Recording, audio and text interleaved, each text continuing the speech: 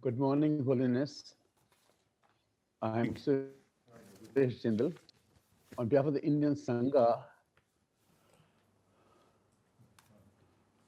I offer you a million prostrations. We are most grateful for your acceptance of our request for this wonderful and precious teaching.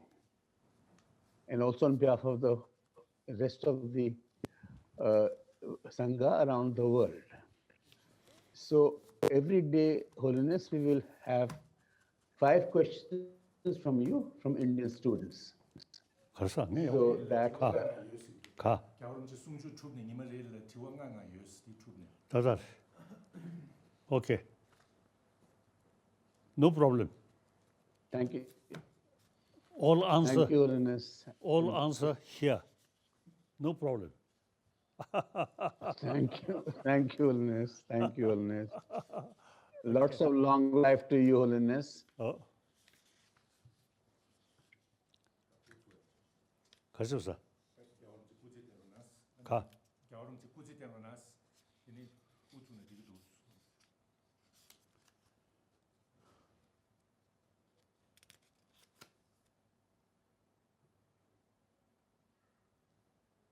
Now, in spite old age, now 85, 86, but still, my physical condition generally no problem. And I believe mainly my mental state always peace. No anxiety. And I think the one major factor is one Shanda Devas as a prayer. So long space remain, I will remain in order to serve sentient being. Then within this lifetime, like 4 sort of as element, 4, 5, earth, water, air, fire, heat, space, any space, you see, all as a sentient being sort of live on it. So similarly, I will be a sort of basis of entire sort of also the for the sustenance. Now here this also the world. 사선 중원 전부다 난것신도 딱 버려야. 심지어 빡도 매바이 남아 예수 시양 쇼. So as Master Nagarjuna says, may I be. I always sort of pray. And determined. Shantideva says, just like the great elements, very purpose of our and life, so forth, may I be a sustenance to the multitude of sentient beings. Serving, not a physical level, like the space, but you see, serving, try to develop peace of mind, and that automatically reduce fear, and the fear reduce anger. So, therefore, I determined to live another 15, 20 years, about 20 years, like that. So I determined. Okay. 다 가랭이야.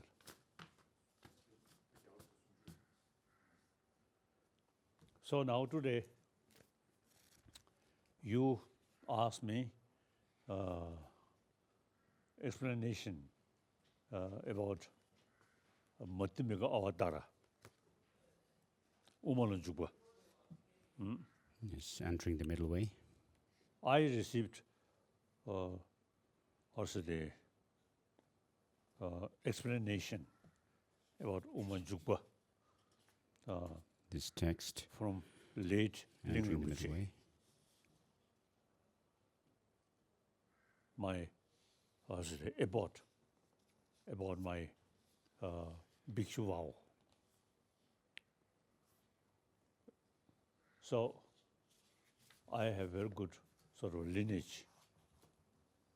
And then the root text about Umanjukpa, from young age, as our tradition, memorizing. And Abhisamaya Alankara, Ngodoje. Oh, clear and ornament Umanjukpa, for clear these realization two and texts, entering the middle way. my case, I think 6-7 years old, already started to memorizing. I have no interest. Only interest is holiday. But gradually, I really found, you see, these texts, and also you see those, also the those the Nalanda masters or also writing, which we learned, very, very useful.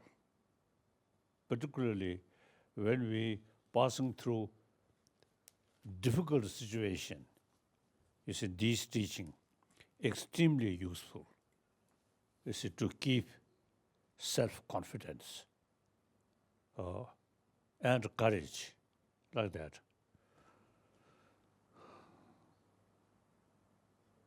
So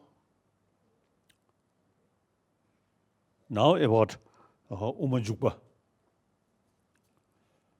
I want to share why this text becomes something important. Reason: Buddha Shakyamuni, his soon after he enlightened, you see, he taught Four Noble Truths.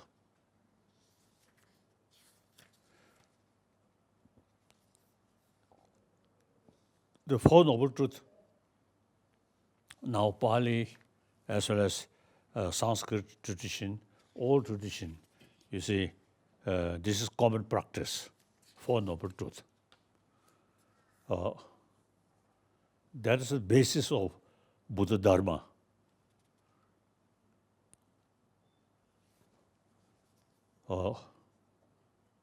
Since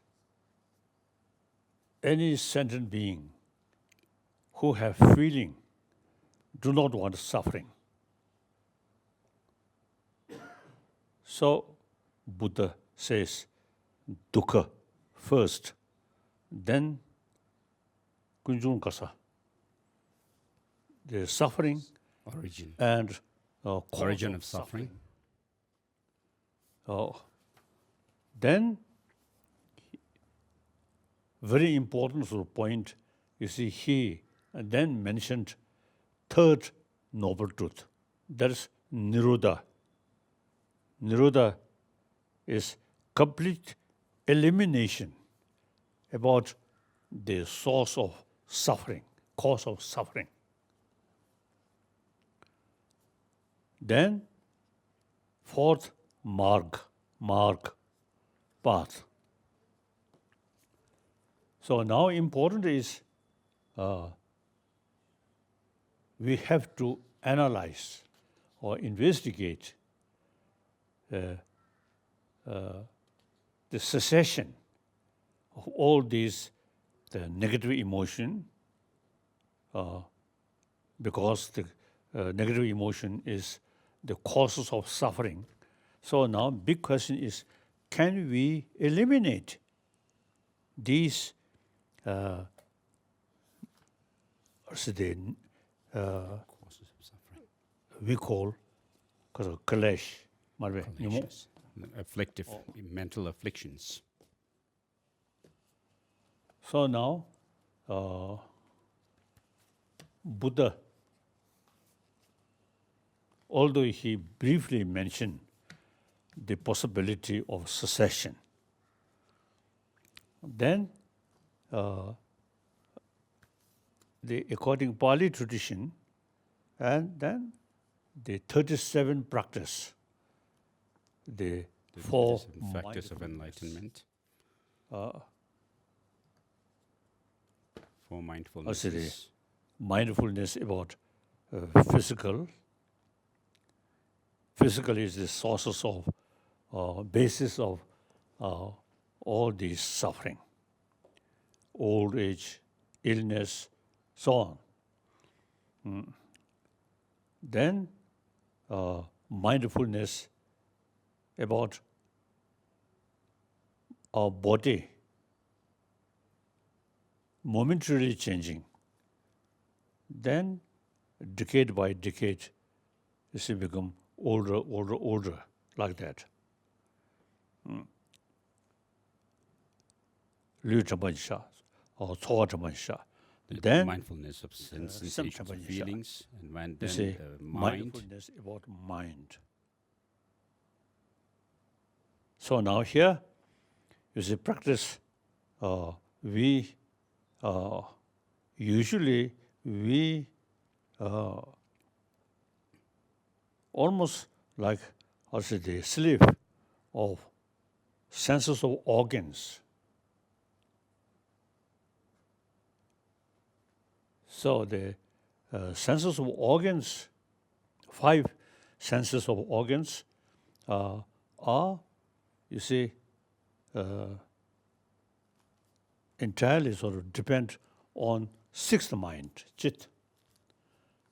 Because the negative emotion also part of chit.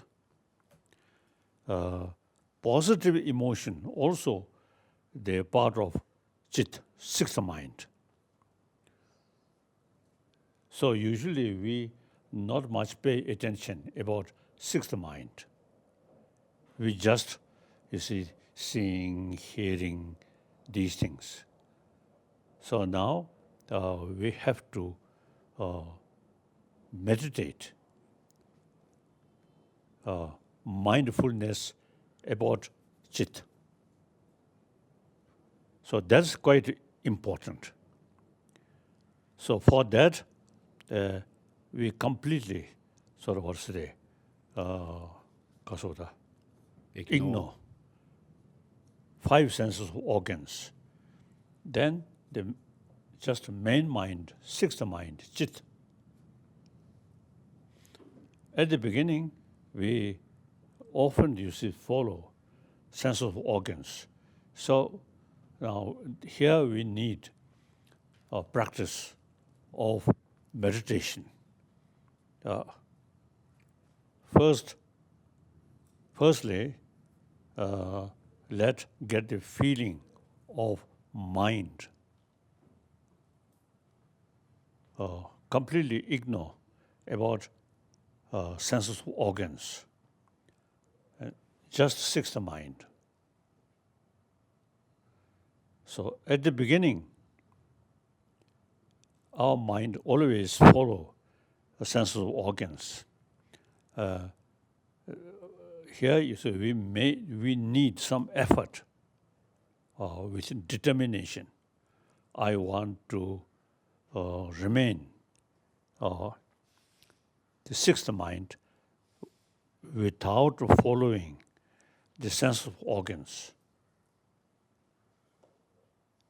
Then at the beginning, you get a feeling something empty. Gradually, you get the feeling of clarity. So now, firstly, we should, we need some meditation on 6th mind. The mental consciousness. Few at the beginning, even few seconds, then few minutes, and then gradually few hours. Then you get the deeper experience about the very nature of mind. Then, see, very nature, one of the very nature of mind is clarity. Then with that mental quality, clarity, now, you see, utilize analytical meditation. First one, shamatha. Now, second, vipassana, analytical meditation. Now, analyze the field of analyze, you see, everything. Even scientists, you see, they material field, you see, in matter, they analyze. So, the analytical meditation, the vipassana, that is a real method, change our mind. Without some sort of experience, single-pointed mind, difficult to practice analytical meditation. First, you know some experience mindfulness. Then, through that way, the vipassana. Now here, all the philosophical views, or particularly philosophical views, analytical meditation is very, very essential. So now, here I feel, I notice, it's a Pali tradition, not much analytical sort of meditation, and not much philosophical sort of thinking, or not much use logical approach. Mainly, you see, believe Buddha's word. We are Buddhist, Buddha's follower. So whatever Buddha say, we must sort of follow that. Now, Nalanda tradition, since, you see, utilize logical approach, so even Buddha's own word, you see,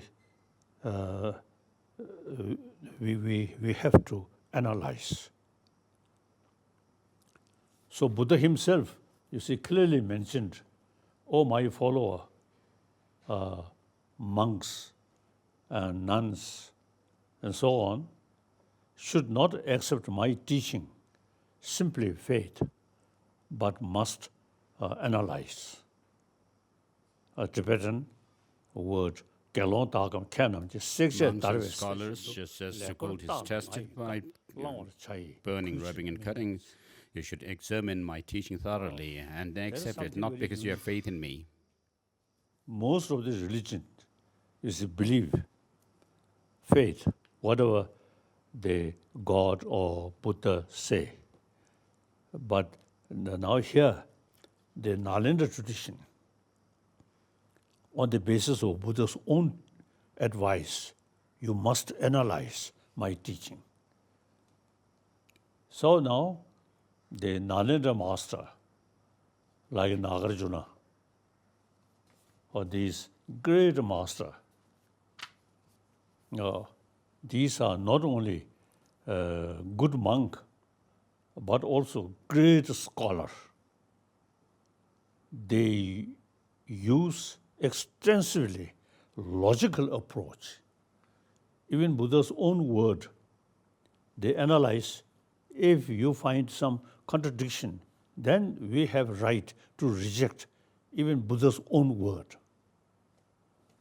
So we usually, you see, So definitive and interpretable teachings of the Buddha. taught. But according certain sort of what's the disciples' mental disposition, so he taught that we cannot accept literally like that. So Nagarjuna, usually I think whole Buddhist nation who follow Nalanda tradition, Sanskrit tradition, we consider Nagarjuna was second Buddha. Now, his writing, Madhyamika Mulakarika, his main text, wonderful. I always was familiar that often read. Then the Arya Deva, his main disciple, Arya Deva wrote 400 verses, Shibjapa. Actually 800. Then 400, one section, 400 mainly philosophical, sort of dealing philosophical things. So altogether 800. Sure, 400. So now Nagarjuna mentioned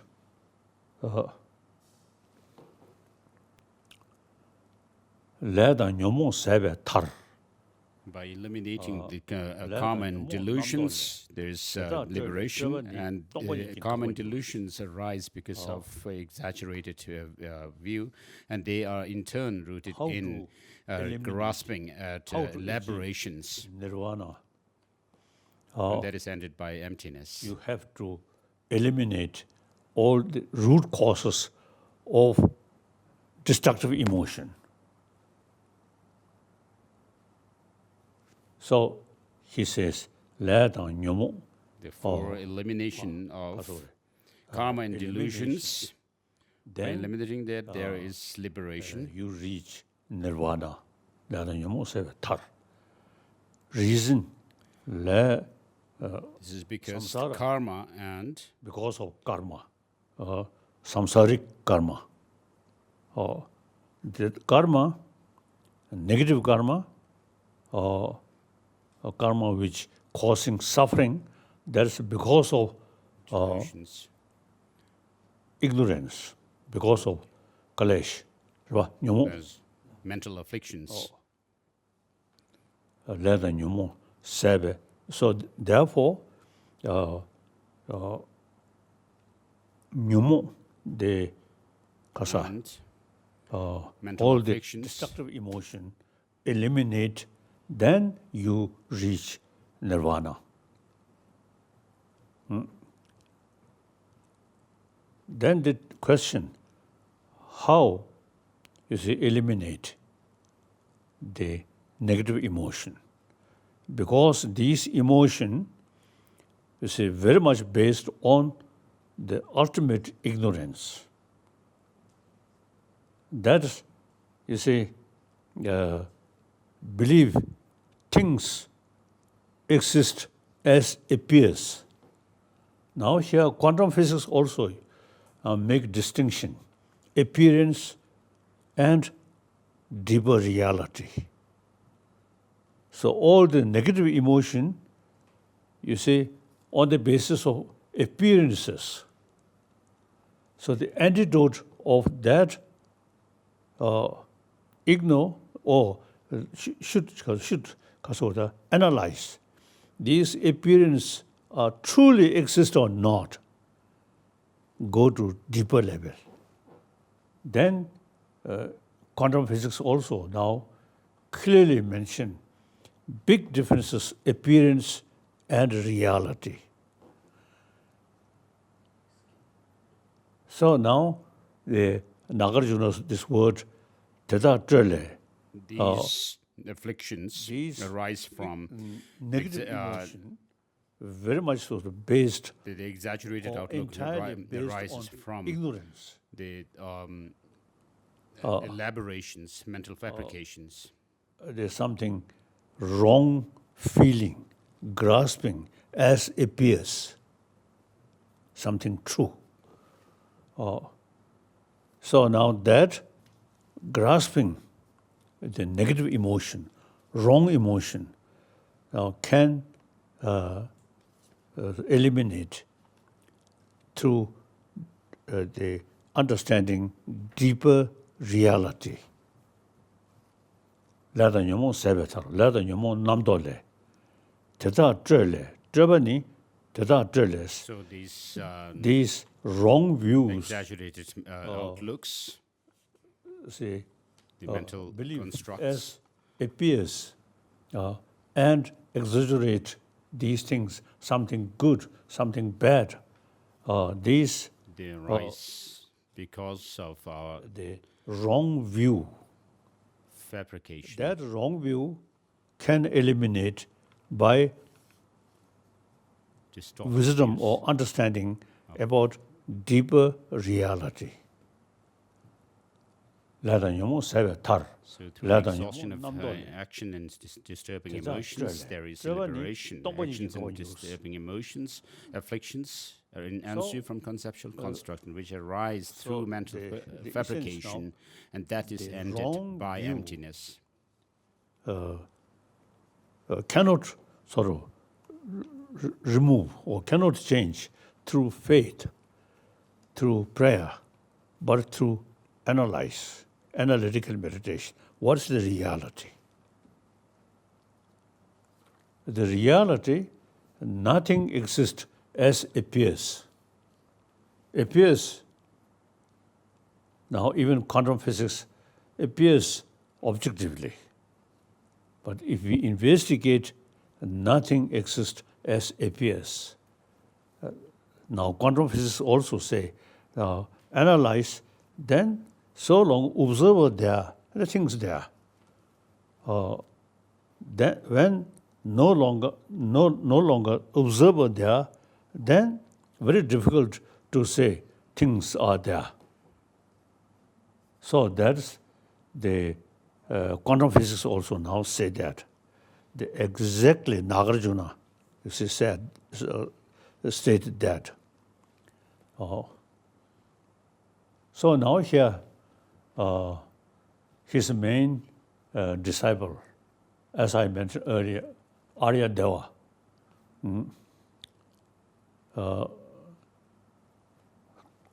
Kasa. Why don't you give it? 400. Ka. Kona timu jomigir.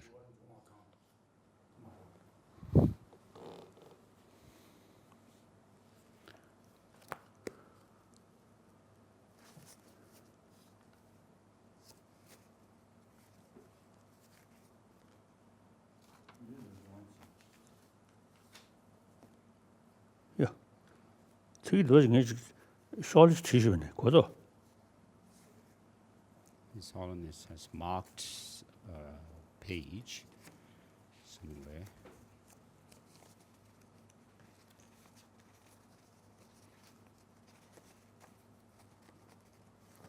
Quote some lines from Arya Deva's perhaps 400 verses. Oh, dear.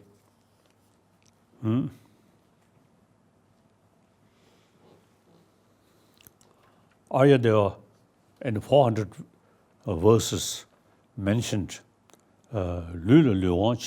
just like the physical faculty permeates all other faculties, likewise ignorance permeates all mental afflictions. the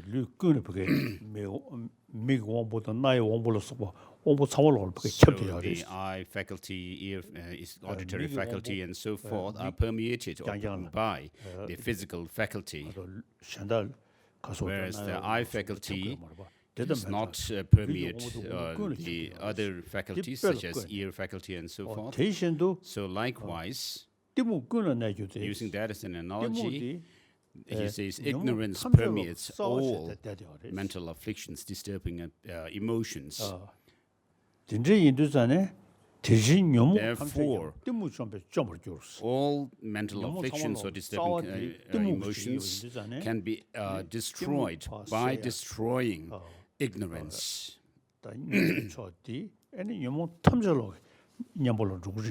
So the antidote to this ignorance, the fundamental ignorance, can become the antidote to the rest of the mental afflictions. So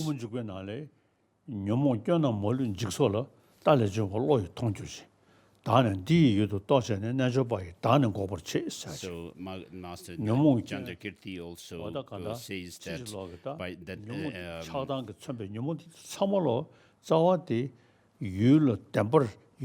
all the afflictive emotions arise because of holding on to or grasping at some true existence of the phenomena and self.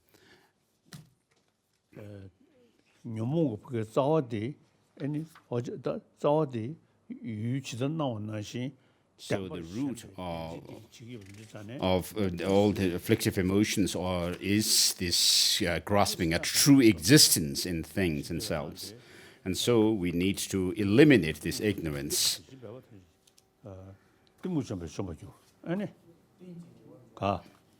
And therefore Arya Deva says,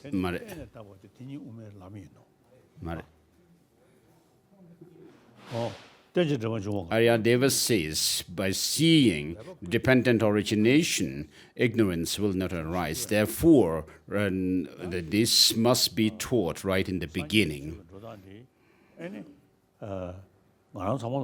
with all effort.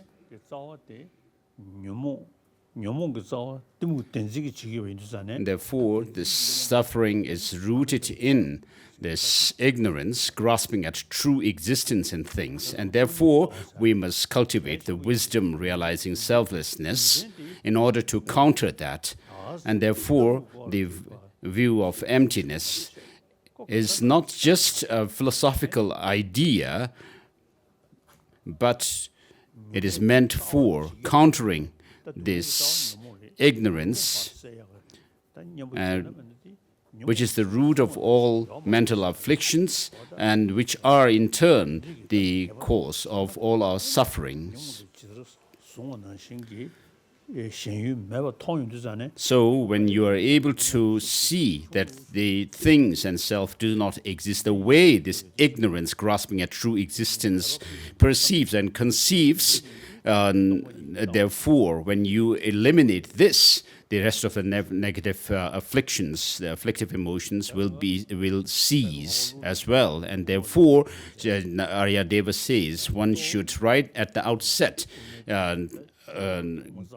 give teaching on this, the dependent origination. And so, Master Nagarjuna's Mula Madhyamaka Karika and 400 verses of Arya Deva and their the commentary to Master Nagarjuna's text by Buddha Palita, the Buddha Palita commentary, and the text which explicates very precisely, thoroughly the intent of Master Nagarjuna's text, Mula Madhyamaka Karika, is Master Chandrakirti's Madhyamaka Avatara, and Master Chandrakirti himself becomes the one who precisely and thoroughly explicates Nagarjuna's text, and therefore his Madhyamaka Avatara is very important, and its Autocommentary, Madhyamaka Avatara Bhashya, are very important. So I have memorized, as I said before, the Madhyamaka Avatara, and its Bhashya is a very precious text that Master Chandrakirti himself wrote. a valuable text. So though there are many followers of Nagarjuna, the explication on emptiness precisely and thoroughly is Master Chandrakirti. And Buddha Palita, of course, very good. His very short phrase which says, if things were to have any essence in and of themselves, what is the need for dependent origination and so forth? And then Master Nagarjuna's four Bhav Viveka, who wrote Madhyamaka Aluka, Pradhipa.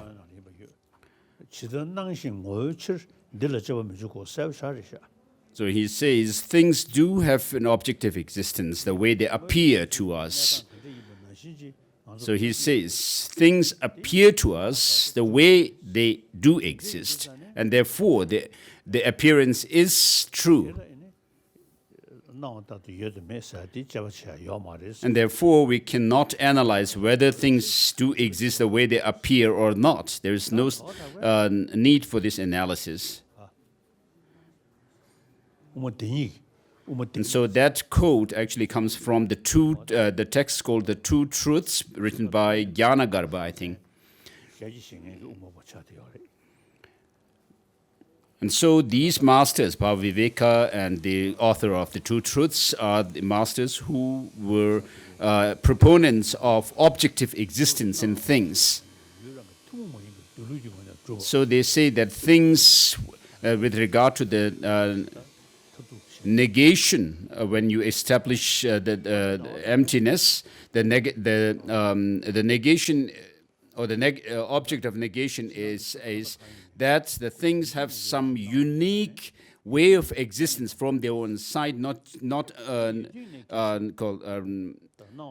relying on a valid cognition, proposing that,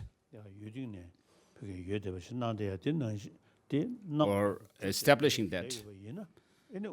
So Master Chandrakirti says, if things were to have any existence in and of themselves, objective existence, and so he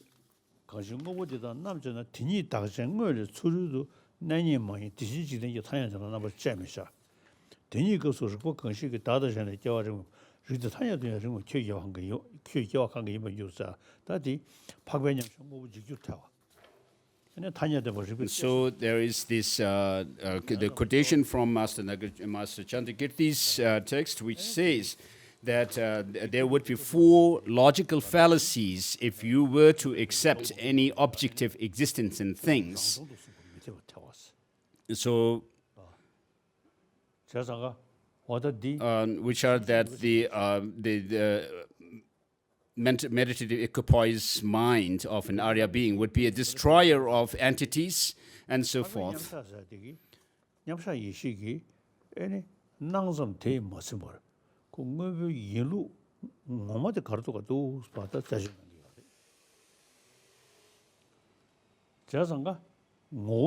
So this is the verse number 34 in chapter 6 of Master Chandrakirti. And so if things were to have any objective existence, he says that things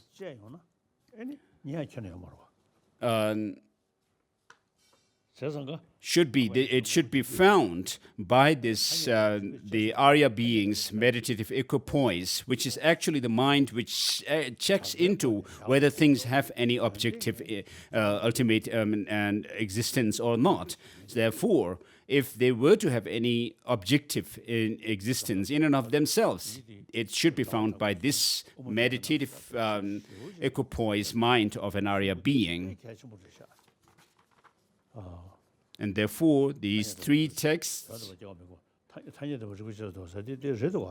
and then there would also be the logical fallacy that the conventional reality or truth should be able to withstand the ultimate existence, analysis into the ultimate existence of things. But that's not the case. If you were to dissect an object down to its smallest particles, atoms, subatomic particles, and so forth, there's nothing you can actually pinpoint as being that object.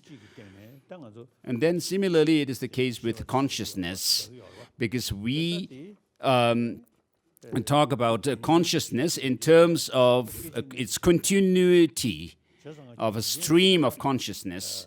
And therefore, the continuum of a consciousness, if you were to identify or pinpoint, of course, past is gone, future is yet to come, and then present, you cannot pinpoint that. It is the consciousness. This is the consciousness. Though we do actually conceive that consciousness is there, and we do establish it, and therefore, whatever things we come across, if we actually do this kind of analysis, dissecting the object, and therefore, Master Chandrakirti also says that things cannot be found when we analyze it in terms of the sevenfold reasoning or analysis of the chariot. But though they do not exist in that fashion, yet they do exist by way of conventions. And therefore, things, the Prasangika Madhyamakas say that things do exist by convention, but not in the ultimate sense. And therefore, Master Chandrakirti explicates this Master Nagarjuna's intention very thoroughly and precisely. Therefore, the reason why I made this prayer to the 17 Nalanda masters is because in the prayer, which is called the prayer to the 6 ornaments and 2 sublime masters, Master Chandrakirti and Chandideva are not there. And so I added them. I thought it would be good to add these masters as well. And then also Master Bhaviveka, I added. So when you actually make the distinction between the Savatantrika Madhyamakas and the Prasankika Madhyamakas, it is very important to understand how things are posited.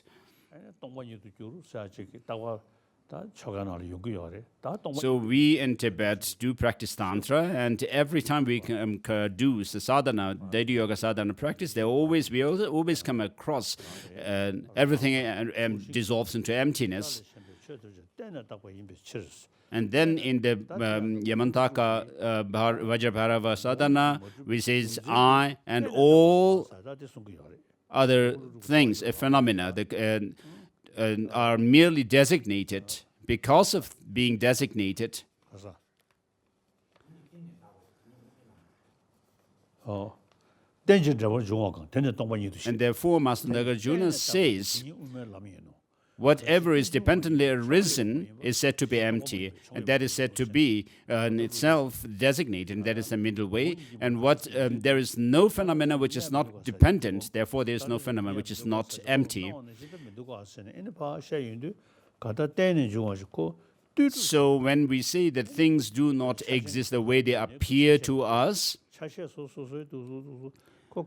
what we come to as a conclusion is that things do not have the existence, they do not exist the way they appear to us, but there is, though they are empty of any inherent existence, they still do exist by way of dependence. So, dependence shows that things do not exist by their own power or of their own accord. And then arising shows that because of dependence on others, they do affect us, they do give rise to effects. And therefore, Chonten Lama Rinpoche says, so dependence do not deny the suchness, and arising do not deny the worldly convention.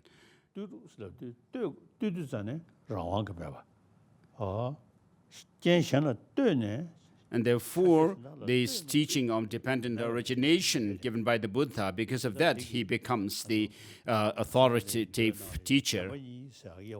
And therefore, in the Buddha's teaching, there is a division into the two truths. So there is a conventional reality or truth, which is to say that where the things exist when we do not do any kind of ultimate analysis into them. And then the ultimate reality is how things do exist. So when we do this how analysis or investigate how things exist, then we come across the understanding that things lack any ultimate or intrinsic existence, whereas the causality, the causes giving rise to effects, in other words, dependence in terms of causality, is something that is infallible in the world. So, ultimate reality is taught to get rid of this strong clinging to some objective independent existence. And in order to understand how things work in the world, there is the conventional reality, teaching on the conventional reality. And so the Buddha taught these two truths with a great intention. And so when he taught the Four Noble Truths, first he went through the nature of the Four Noble Truths, and then in terms of the functionality of the Four Noble Truths, and then at the end, he says that though suffering must be understood, there's nothing to be understood. Though origin must be eliminated, there's nothing to be eliminated, and so forth. And therefore, this shows the two truths. And similarly with the cessation, although there is something to be attained, there's nothing to be attained. It should be attained, there's nothing to be attained. And although the path must be cultivated, there's nothing to be cultivated. And then the true cessation and so forth are also taught more thoroughly and precisely in the Prajnaparamita sutras. In the Heart Sutra, for example, we come across this phrase: form is emptiness, emptiness is form, emptiness is not other than form, and form too is not other than emptiness. And so this is called the fourfold emptiness. And then it says the Buddhas of the three times become enlightened, fully enlightened, based on this wisdom of the emptiness, or wisdom of the perfection of wisdom. And then, coupled with the that of the merit, we are able to eliminate not only the mental afflictions or destructive emotions, we can also get rid of their stains left by them. And so when we think along these lines of the teaching of the Buddha, beginning with his teaching on the Four Noble Truths, in which we find that there is cessation, true cessation, and then in the second turning of the wheel, where he teaches us that things have no intrinsic existence. All phenomena lack any intrinsic existence. It's marvelous.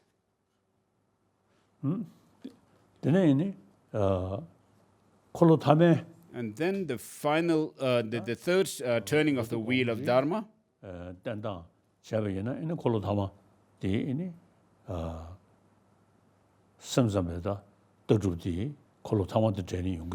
third turning of the wheel, within which there is the Sandhi Nirmochana Sutra, Sutra unraveling the thought of the Buddha, where there is a distinction between the dependent origination being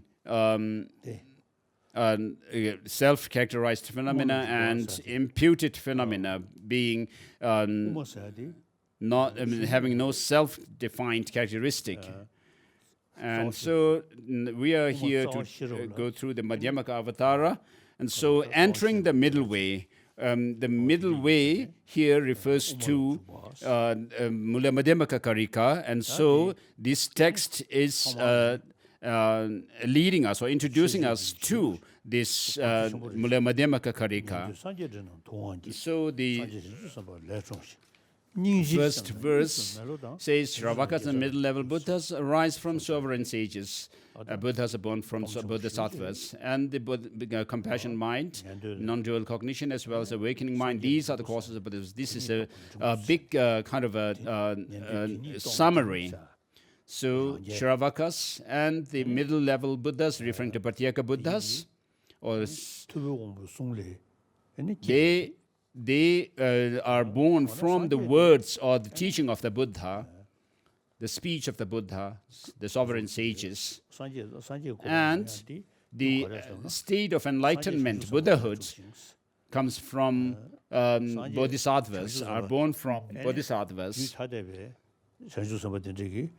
So there are bodhisattvas who are of separate continuum from the Buddhas, who teach them the path, as well as the bodhisattvas who are at the Trini level, who is of the same continuum of the practitioner,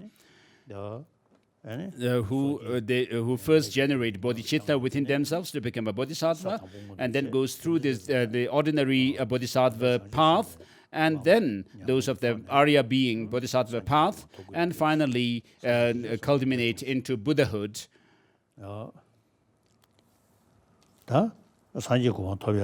And the cause for Buddhahood, the main or the primary cause is compassion, which holds others more dearer than oneself alone. So this bodhicitta is the source for one's own, to fulfill one's own goals as well as the goals of others. And so, if you want to be happy in this life as well, you must cultivate bodhicitta. You will have a happy mind and healthy body. And so, bodhicitta has its root in compassion. And in order to have this compassionate mind, a true, strong, compassionate mind, which is unshakable, we need to understand the non-dual truth. So when you understand that the ignorance grasping at true existence can be eliminated, you can understand that there is a possibility for attaining liberation. So then you get you actually develop the aspiration to reach that goal of elimination of all destructive emotions within oneself, from within one's mind stream. And then you also develop bodhicitta. So here, this awakening mind or bodhicitta refers to the stage where you are still cultivating bodhicitta, not the actual one, but at the stage of cultivation of it.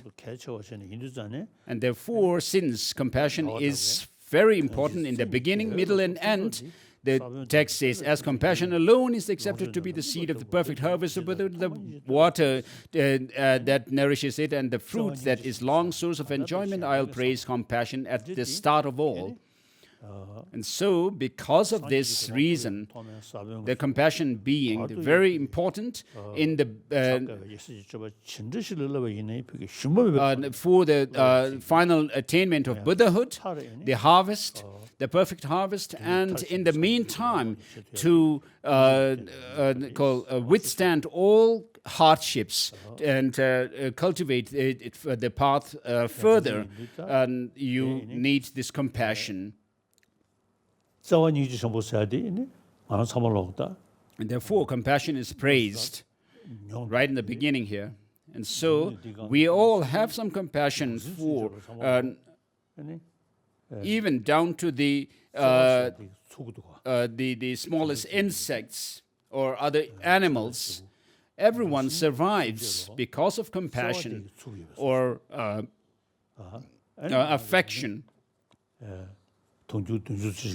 So the 7 billion people on earth also, we are sustained by this love and affection, and this is the root of our happiness as well. the main root. It boils down to that. Our happiness boils down to that. And so we survive because of it. And therefore, whether you, even though you may not believe in religion, or you may even criticize religion, this love or compassion is something which is needed by all. So even the scientists today say that the sentient beings which depend on a community, a social animal, who are social animals, so long as you are a social animal, they say, you will have compassion to the community that you depend on, just like a child, just one child is dependent on its mother. This is which is natural. So for its own survival, for its the child depends on the mother, and therefore there is this bond. And so we talk about world peace. World peace must come through the inner peace. And the main cause for that is compassion. And therefore here Master Chandrakirti praises compassion in the beginning, which is very significant.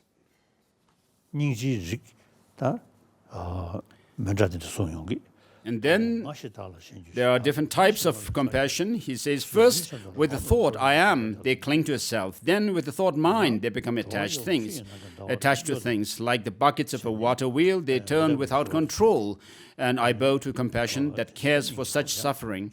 And beings are like the reflections of a moon in rippling water, seeing them as fleeting and as devoid of intrinsic nature.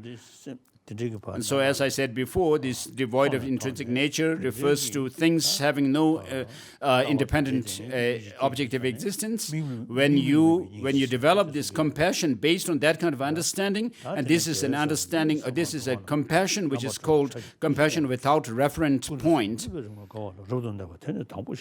And so the Bodhisattva's mind falls under compassion's sway, yearning to set free every transmigrating being. Through intense dedication with Samandabhadra's prayers, he abides in perfect joy.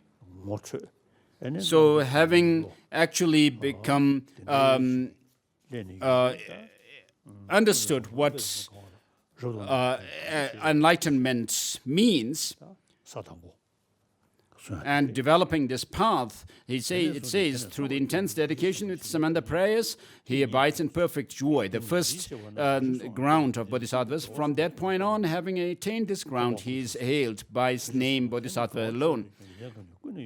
And then next verse.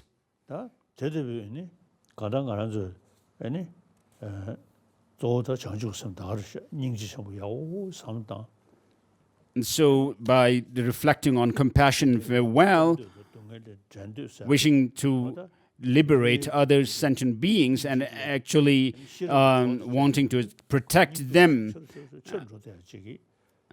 and with the help of one's understanding of the philosophical view of emptiness or selflessness, you develop compassion.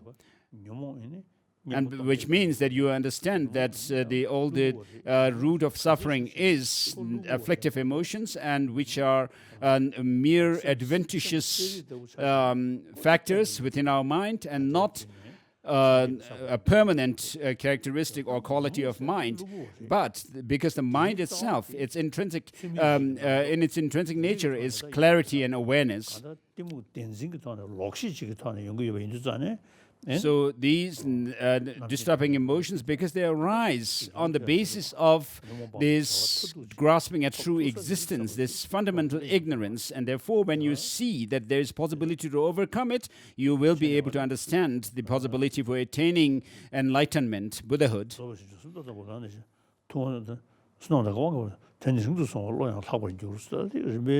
And so verse number 6.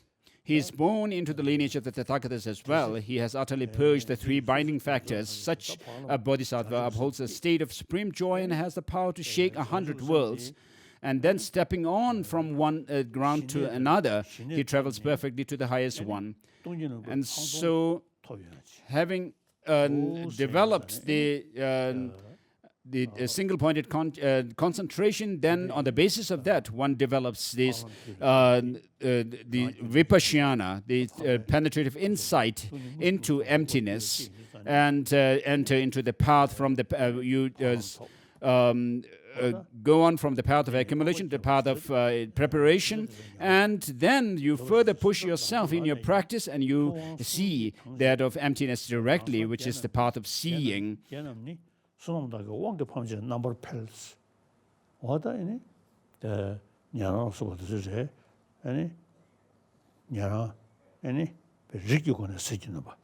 So the bodhisattvas on the first ground are said to outshine those of the Shravakas just because of being born into the bodhisattva lineage. And then in the when you reach the path, the seventh ground, it is said that you outshine them out of your intelligence, by way of your intelligence or insight, which is the ground called gone afar. So verse number 8 is done.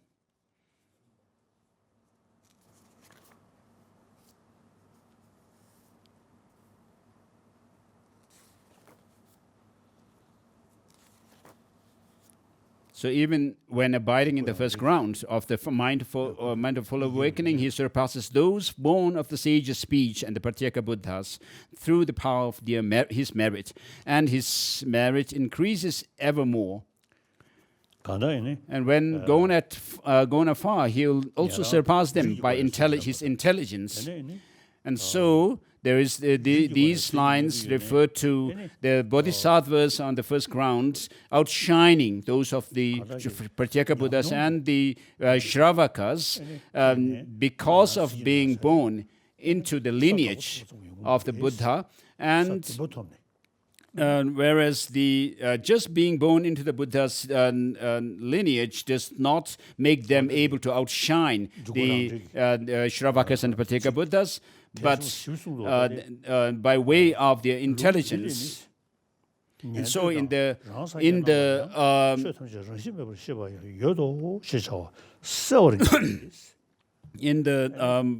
Madhyamaka Avatara Bhashya, it says that there he quotes, Chandrakirti quotes some lines from the sutras and says that this shows clearly that the Shravakas and the Pratyeka Buddhas do have the insight into emptiness.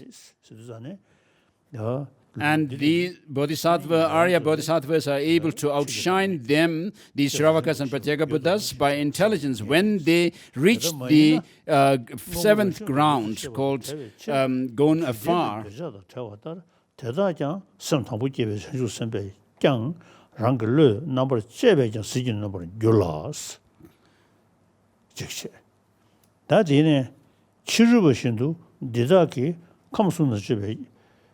차지하면서 빵왕이야 민주로서 되는디 술로 속에 랑고올 미국의 치질로도 규베 칠 가사가 다음에 또 봐야 민주데스 어디 계속 수송도. So these points that Master Chandrakirti makes in his Madhyamaka Avatara Bhashya are very important. So without having this understanding and insight into the selflessness of phenomena, he says you will not be able to understand or gain insight into the selflessness of persons fully. So because of still having this grasping at some form of intrinsic existence in the aggregates, you still are not able to gain full insight into selflessness of persons. So, though I do not have much experience, about 50 years ago perhaps, when I was reading Madhyamaka Avatar, Master Tsongkhapa's commentary on Madhyamaka Avatara, where he goes through this analysis that a person is neither one with the aggregates nor separate from, but a person is merely in name. And there was this lightning kind of a striking in me. And literally, I felt some kind of a lightning sort of thing striking in my heart. And so, when I thought about things, when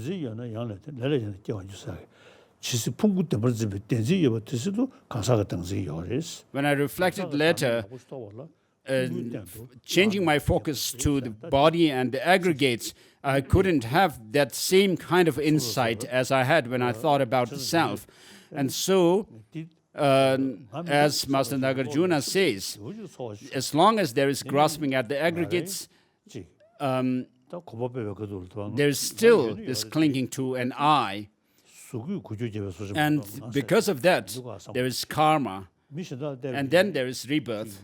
And so, after that experience of a lightning striking, in my heart, when I looked at other people or myself, I actually was able to see them like an illusion, that there is nothing really solid or tangible there.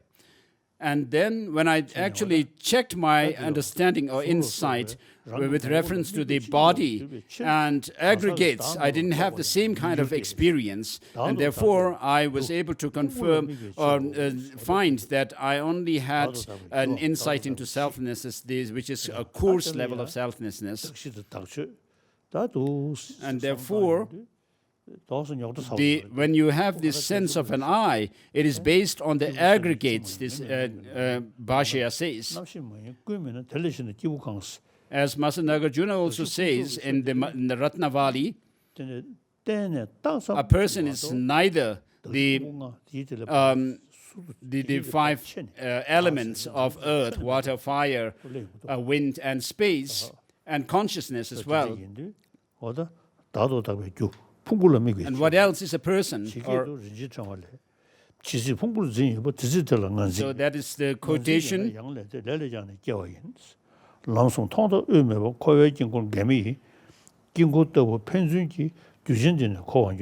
And so because of the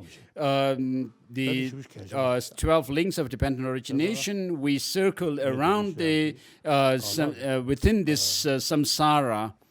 And there is no beginning, end, and middle in this circle in samsara.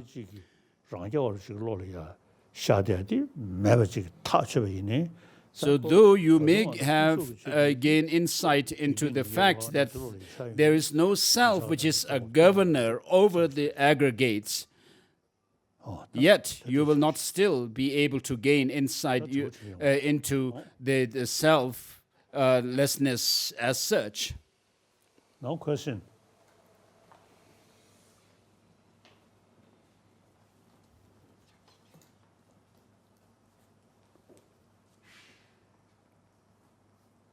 Question?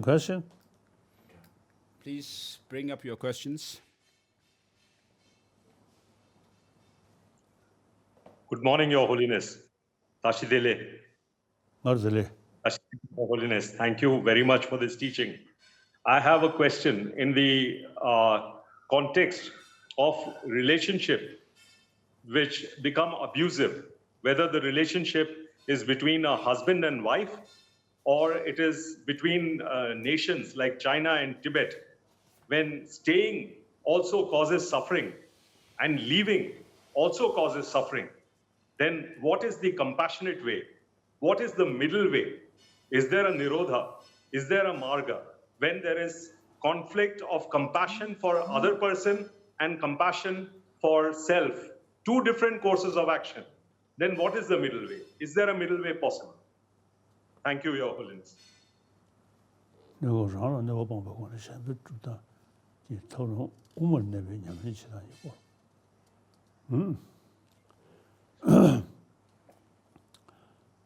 now practice. Now 투중기 싫어. So you need to develop understanding based on listening to teachings and reflection and then meditation. 장주고 있습니다. 닝지도 동력이 다와서. So when you talk about emptiness, compassion, and bodhicitta, you of course read books, and also your Dharma friends also explain them to you, and so these you gain understanding from such teachings and listening to others. So you may feel admiration saying, oh, this is wonderful, this is this, this is that, but it will not still bring some transformation within yourself. But what you need is that of the reflection through analytical, through analysis, through reasoning. And through that reflection, by using reasoning, you will gain conviction in these points. And then that will slowly bring about some transformation within yourself. And you need to continually, with this conviction, this trust from the depths of your heart, seeing that there is some significance in these points. And then you need to, when you meditate on these points day and night, over and over again, as Tsongkhapa says, found that there is no way, no other way to gain true experience unless you do purification practices as well as accumulation of merits, as Tsongkhapa himself found that and also was advised by Lord Manjushri to go into retreat. And therefore, mere hearing the teachings and understanding based on it and understanding based on reflection is not enough. But you need to cultivate these experiences within yourself through meditation.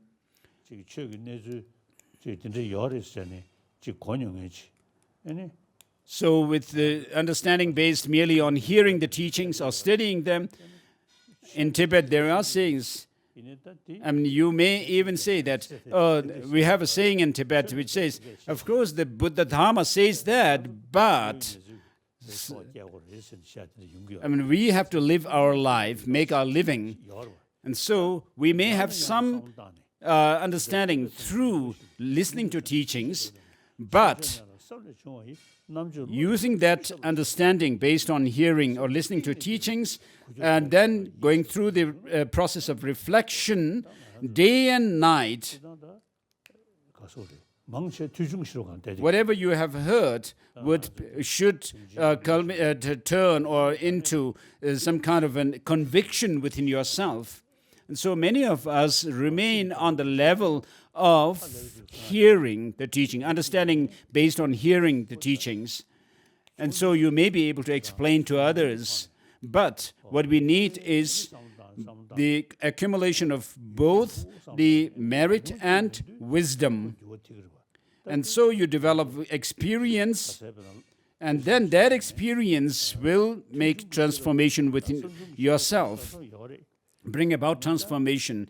The big monks in the big monastic institutions of learning may have a good understanding based on hearing the teachings, but there are very few who have developed understanding based on reflection and emptiness.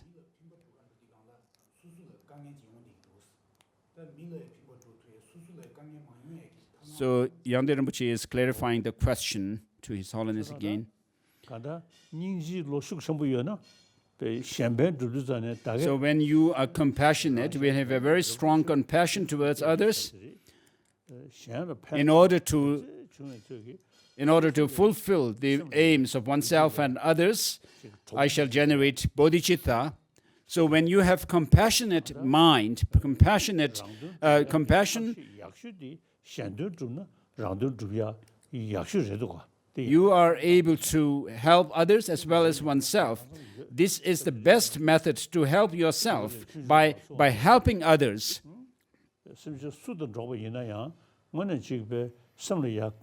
So this is my experience as well. So when you think of benefiting others. This is the source of happiness for me, even with regard to one's enemy. As Shantideva says, that your enemy is your spiritual teacher. And so this gives some sense of relaxation or within yourself. It gives relief within yourself, this compassion.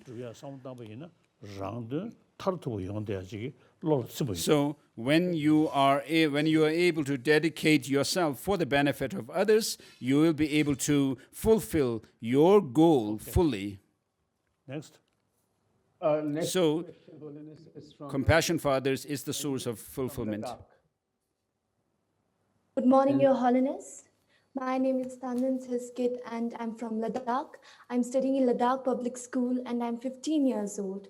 So my question is, what is the difference between the compassion that comes from the understanding of the fact that all sentient beings suffer and the compassion that one experiences from the knowledge that all sentient beings, being impermanent by nature, take birth and die? Thank you, Your Holiness. So the compassionate mind is actually dedicated towards the benefiting others. So with compassion, you focus your mind on sentient beings, and with wisdom, some texts mention this, with wisdom you focus your mind on enlightenment. So when you actually wish all sentient beings to be free from suffering, of course, without actually knowing and understanding that there is a possibility for them to be free from suffering, it's just a prayer and not a conviction. It doesn't come through a conviction based on valid understanding and knowledge. And therefore, with wisdom, you focus on emptiness. Means that you need both the compassion and wisdom complementing each other. So otherwise, with mere compassion, you may feel, oh, how bad this sentient being is suffering. But with wisdom, you see the possibility to be free from suffering. And therefore, the compassion is validly based on this knowledge. Next question, Holiness, is from Gursharan Singh from Srinagar. He's a school student. Good morning, Your Holiness. I am Gursharan Singh from Srinagar and I am a student of Ladakh Public School. So, Your Holiness, my question is that it is possible to explain wisdom and skillfulness in context of two truths without touching any religious sentiments, Your Holiness. This is possible. The two truths. When we talk about two truths, we talk about things in terms of their appearance. So, on the basis of appearance, there is a conventional truth. And then when you actually go into the deeper reality of truth of these appearances, there is the ultimate truth. And so, when we think of helping others, benefiting others, with warm heart, compassion, it's not like just jumping into some conclusion without understanding the fact that there is a possibility to help others out of suffering. And so for that, we need the wisdom or intelligence. So when you think about helping others out of suffering with compassion, you need to see that it is possible to free them from suffering. So in the world, when we look at the world, of course, there is so much suffering on the basis of the gap between rich and poor. And so there's a big gap between rich and poor. So because of the neglect that are faced by the poor, the poor people suffering. And today, because of the pandemic, for example, we see a lot of people suffering, but just feeling desperate and stuck with compassion is not enough. So we need to have compassion, seeing that there's a possibility for overcoming this pandemic by way of taking precautionary measures and others. And so with wisdom, you use the wisdom to understand there are precautionary measures and other things that you can do to help the pandemic. And therefore, we can talk about the two truths in terms of these kind of suffering in the world. So not just having a good heart, but to have this, using this human intelligence, we try to find what are the causes of this suffering, the pandemic, and so forth, and then accordingly act to eliminate and overcome the pandemic and so forth. So we use both these together. From Dharasmala. Good morning, Your Holiness. Your Holiness, my name is Atisha from IBD in Dharamshala. Your Holiness, my question is, for the Prasangika school, they say that a mind analyzing the ultimate nature of something like a person doesn't find it in its parts, and therefore it negates the objective existence of a person. But how come it doesn't negate also just the existence of a person? And then they also say that a mind, because it cannot find things in its parts, it is dependent on its parts. And then because it is dependent, it cannot be objective.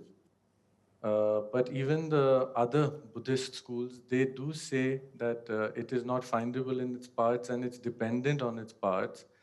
But while saying it is dependent on its parts, they somehow cannot say that it is not objectively existent. So why is there this difference? Thank you, Your Holiness.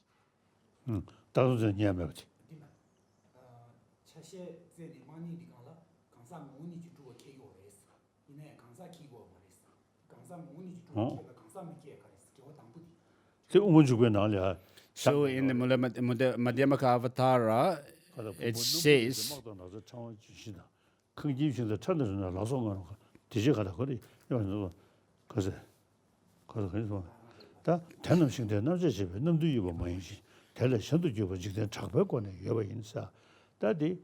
so verse number 167 in the 6th chapter talks about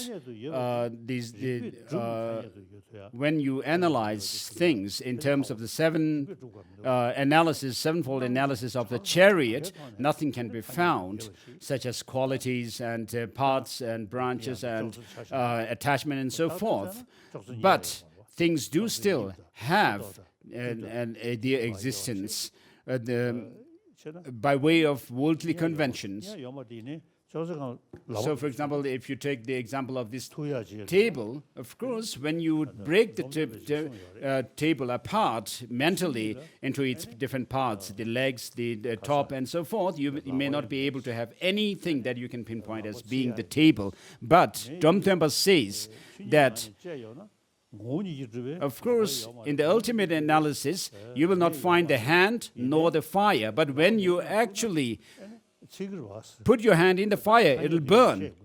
And so this shows that there's a conventional reality of the hand and fire. And what happens to us, what our mistake is that the fire and the hands have some kind of objective independent existence. And therefore, we need to differentiate between how things exist by way of convention and how they appear to us. They appear as if they have some kind of objective, independent existence. And when you are able to actually say that, oh, these do appear like that, but there is no such an existence, then that helps you to see the reality,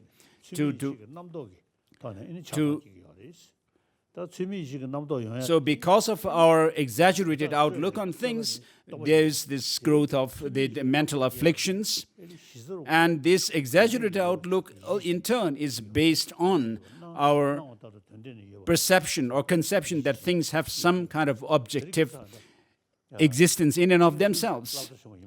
And so some Kensu University students of quantum physics today, some of them have said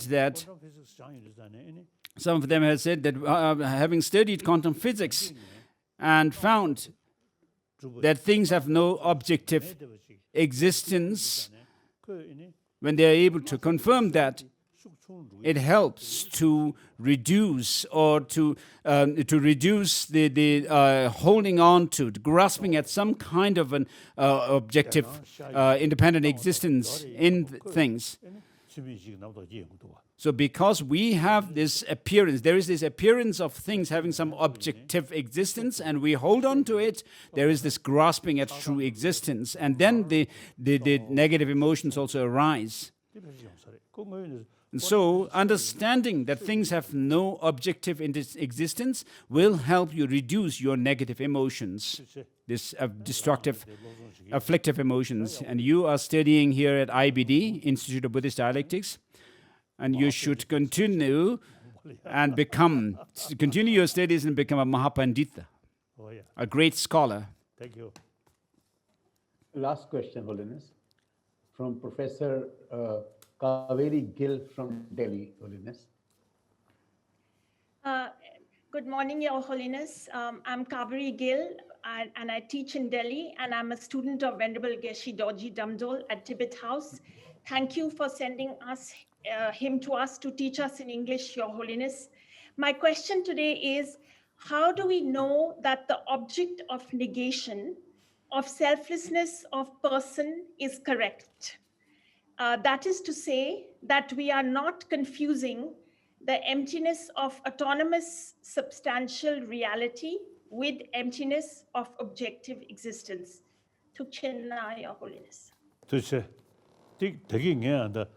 So I have actually related my own experience earlier.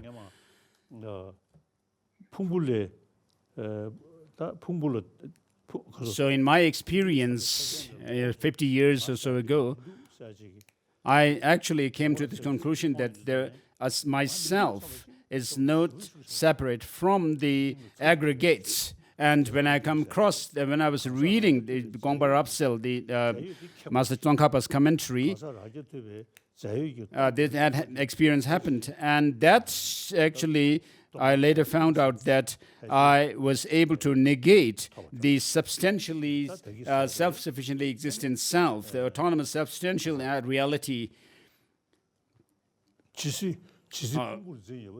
Whereas when you check this experience against Master Nagarjuna's saying that as long as there's grasping at aggregates, there's still grasping at self.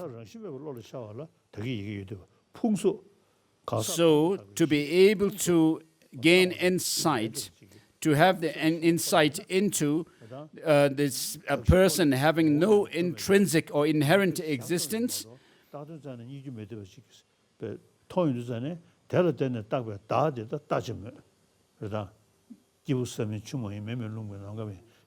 so when you see that the aggregates do not have any intrinsic or inherent existence, then you are able to conclude that, of course, the person which is designated on the basis of these aggregates cannot have any intrinsic inherent existence. I mean, that's when you actually gain insight into the actual emptiness of a person.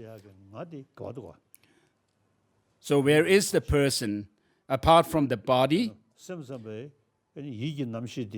and the other aggregates?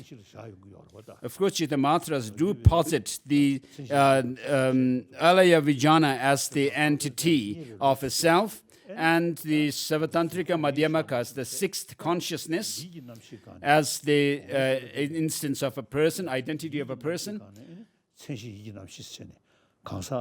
because they are not able to identify a person within the sensory perceptions, and therefore they point to this sixth consciousness.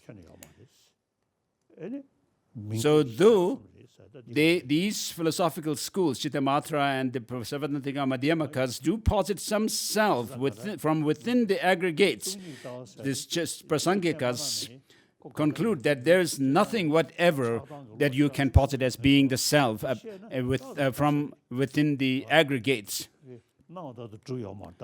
So when you are able to say that things do not exist the way they appear to us, just as quantum physics says, this also can help to gain insight into how things have no intrinsic existence. And because there is the appearance of objective existence, and then we accordingly cling on to that, there is the exaggerated outlook on things. And so, as I said before, this understanding of the quantum physics saying no objective existence is there can help gain understanding and insight into this the selflessness of persons and phenomena. Thank you. Thank you very much, Holiness. Very kind of you from the Indian Sangha's behalf and the International Sangha's behalf. And please, may you live 111 years, Holiness. Thank you, Your Holiness. So, these things, I myself, I think at least about Shunyata, at least I think 60 years, I seriously thinking. And then Bodhicitta, at least 50 years. So these are, you see, take time, but regularly, whether you call meditate or analyze, and familiarize, then our main mind, since Kasoda, beginningless, these nyomo, or Afflictive emotions, really dominant, kleshas. So not easy to eliminate, to overcome, to reduce their intensity. So, beginningless, those nyomo, beginningless, these afflictive emotions or mental afflictions, and altruism, bodhicitta, wisdom about, you see, reality, because of the shunyata, emptiness, 50, 60 years. So it is not easy, but make effort. According to my own experience, you see, decade by decade, truly changing our mental attitude. Result, genuine peace of mind come. Okay. So you, my spiritual brothers, sisters, also you see, should not have some kind of too much expectation. Buddha himself, Changmisum. So countless eons, worked over countless eons. You see these the great eons. And like Lama Tsongkhapa, you see, great effort. Then gradually he developed genuine sort of spiritual realizations. Experiences. So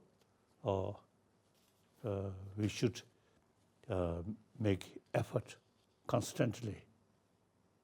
In my own case, as soon as I wake up and thinking, where's I? When I walking, where's I?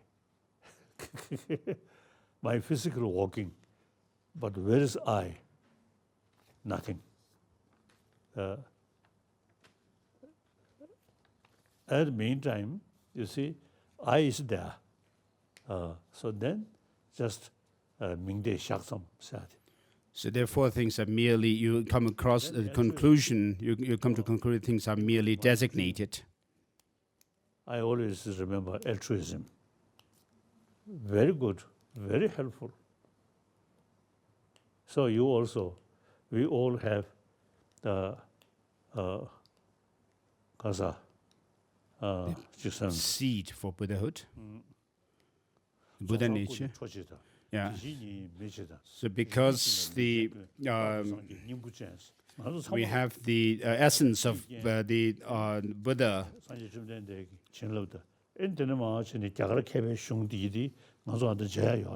so as we have these texts written by the the great masters of India, and this quotation says, because from the Mahayana Uttara Tantra, because the perfectly enlightened body radiates, because there is no difference in the reality as it is, and because of the existence of the potential of family trait, all embodied sentient beings have the essence of Buddhahood. And therefore, because the emptiness, the nature of emptiness of the mind of a Buddha and the emptiness of the mind of sentient beings have no difference, so they are same, which is to say, because there's no difference in the reality as it is. And then the potential for the family trait exists within us, which is the Buddha nature, or Tathagata Garbha, or Sugata Hridaya. We all have this. So when I do some kind of a sadhana, and when I meditate or visualize the directional protectors and so forth, I always think along these lines that we have the same potential for Buddhahood. The mind, emptiness nature of the mind of these beings and me are same, and therefore it helps. See you again.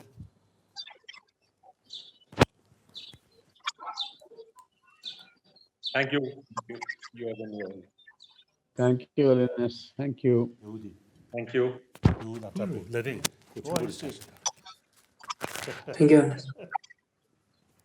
Thank you. That's all. Let it choose.